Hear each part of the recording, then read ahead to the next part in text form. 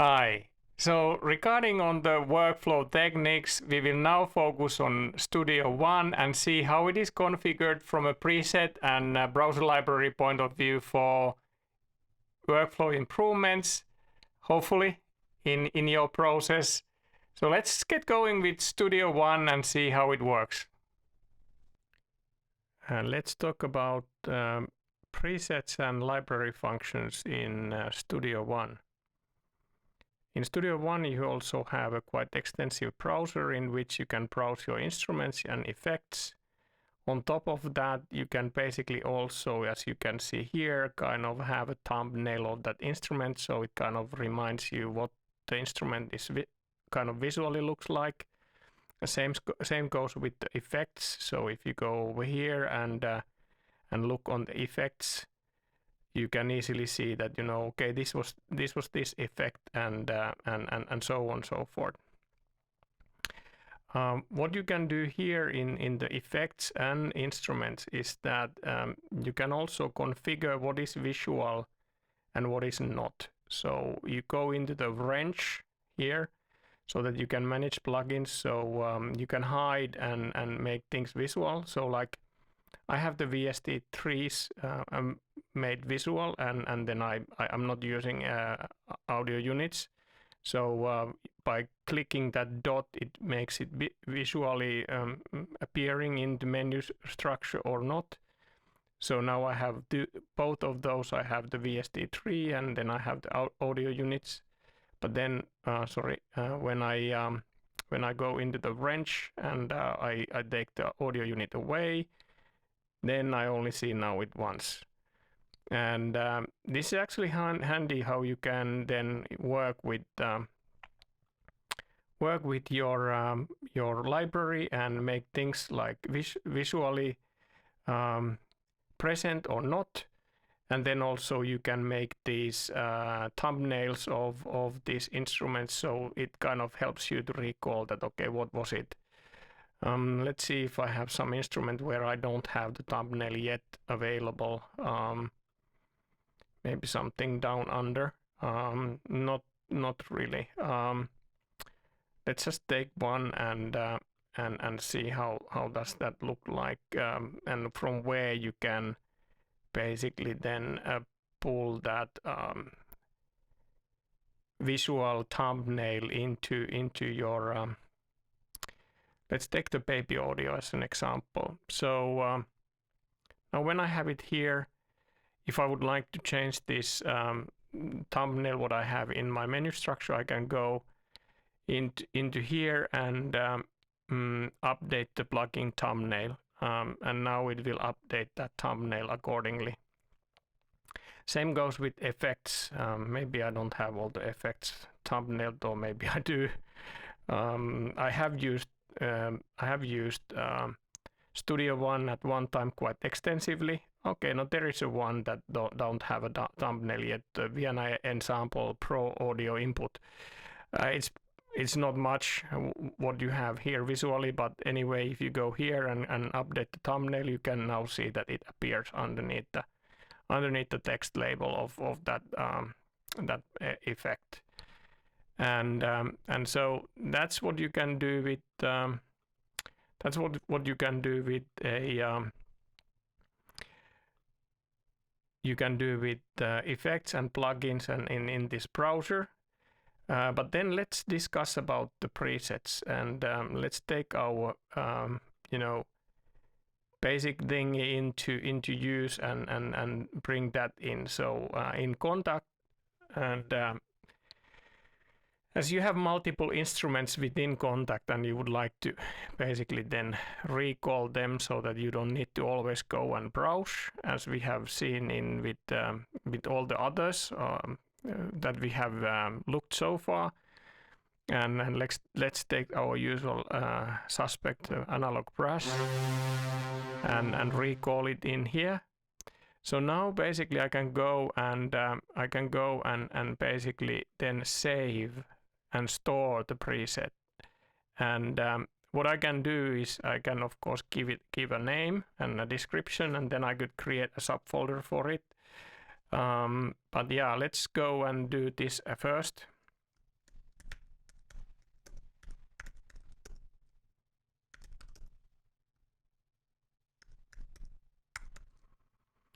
And if I don't define any subfolder, then it will basically place it underneath contact immediately. So I could give a subfolder over here, for example, an output,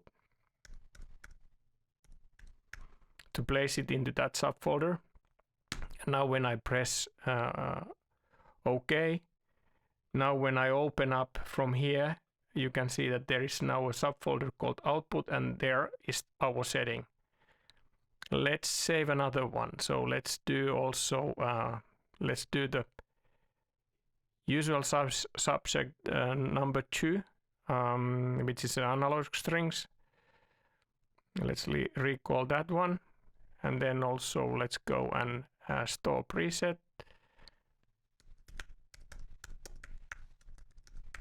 Analog strings, and let's put it into the same subfolder.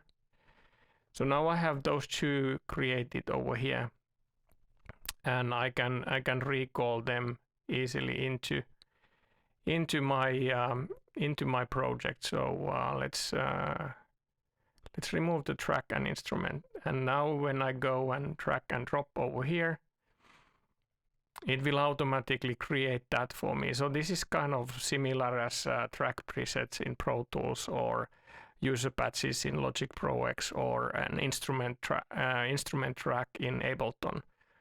And so this makes life easy when recalling instruments, and so that you don't need to always browse through contact and find the instrument that you want to use. And this, of course, you can extend also quite easily. You can create a new folder underneath a folder. You can here also on this, basically you can hide these and then of course make them visual. And so we could do just an example, like another example on that one. Like let's take Alicia's keys and have it there. So this might be underneath pianos. So I could say basically that store preset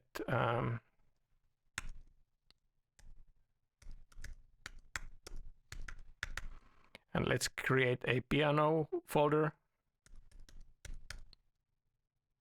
or pianos. Now when I say OK, and now I open up, I have two subfolders. I have one for output instruments, and then I have pianos here for Alicia's keys. And then I could add all my pianos there, or drums, or whatever I have underneath contact library. And yeah, that makes life a lot more easy to recall instruments and instrument presets.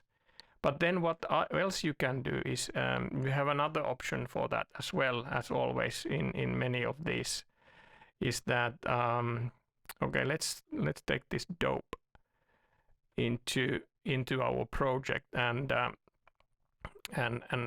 we have now a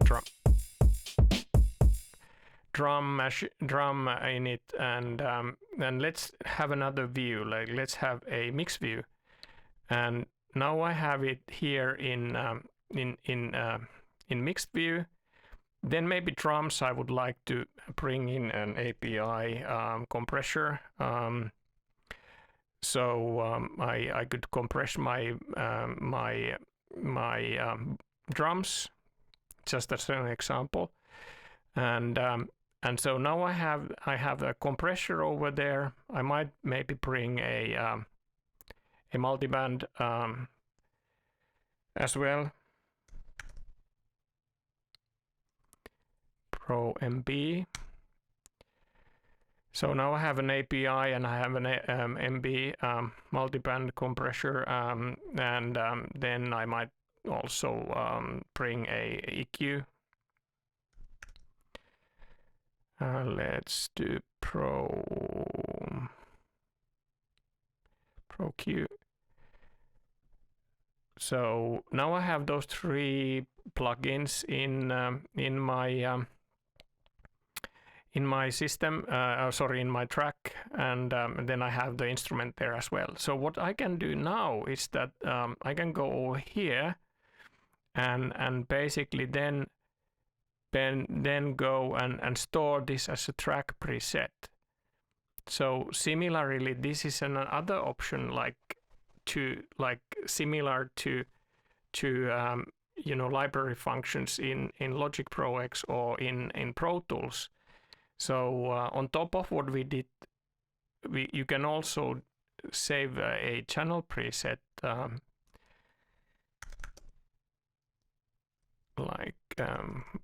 let's give a name. I go to drums, just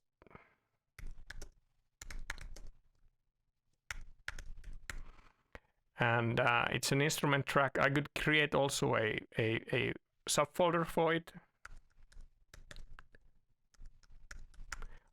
sorry, my misspelling, drums.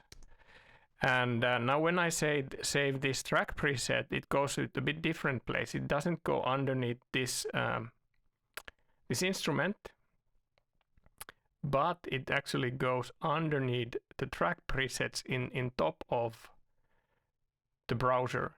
And there you have the drums now, and you have my go to drums. So let's get rid of all of these.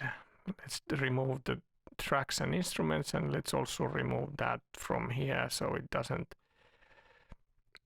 disturb us. So now when I go here and I actually recall the track preset, it will actually bring, of course, the instrument, and it will bring all the inserts that I had, like all the plugins that I had there.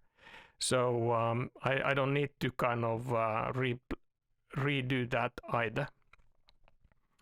So that's quite convenient. Then of course you have the standard kind of preset saving for your plugins. So let's say that you have a Valhalla delay and you have like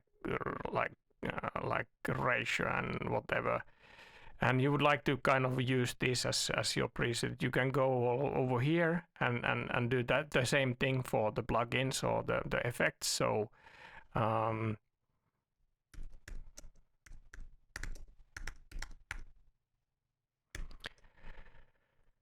and maybe not, I don't want to give any subfolders, because I just basically do it like this as a flat. And now when I go over here, I can see that my misspell, my lush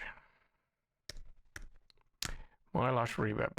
Anyway, just an example that how you can then recall these. So let's create an audio track. Let's create an audio track,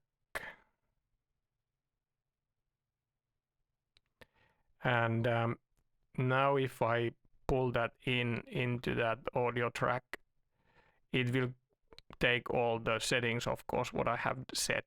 So if you wanna store plugin presets, that's the way to do it. Of course, you could do it also within the plugin itself, and then it basically remembers those. So if you go to presets and you have your user presets, then basically you can recall them from here also. So you have two ways of dealing with your plugin presets. This is something, of course, more convenient, because then when you do that,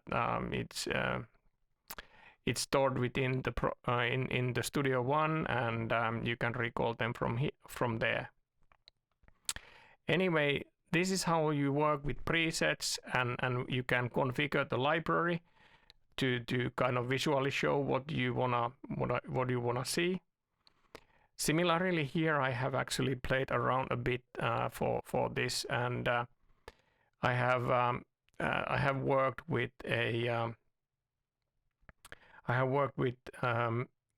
pretty much with Metagrid also for the Studio One, and I will most likely at some point release these, at least the extensions that I have created to Metagrid for different digital audio workstations. So let's bring that in. So now we see the iPad, and there I have also created this effects area that I can recall different effects into my tracks. Similarly, what I have done for Pro Tools and Ableton Live. I also tested the thing that I could actually bring in an instrument and create an instrument track. So this is something that is kind of work still ongoing, and as said in other sessions as well, I do an own session on this one and how to create this and how to kind of in that sense make things faster.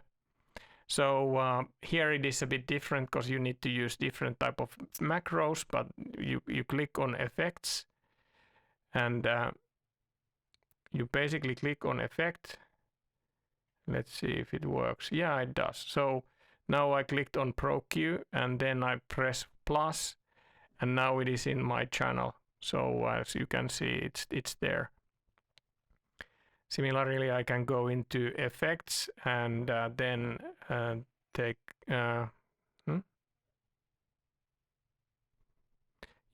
then take the iHeart New York and press plus again and place it into my channel. I still need to debug, I guess this it doesn't work as I would like to. Let's try place place it. Okay, now there is a plugin also that I don't have yet a plugin thumbnail in it, so we can do that at the same time. But anyway, I will do a own session on using Metagrid and extending your capabilities regarding on making your workflow a bit more faster, even to recall these plugins while using Metagrid for that. Okay, that's that. So that was Studio One and how to configure and utilize presets and the browser library for workflow techniques and workflow improvements. Next we will jump into Universal Audio Luna to see how it is done over there. Remember to subscribe for the channel for more content. Thanks for watching. Bye now.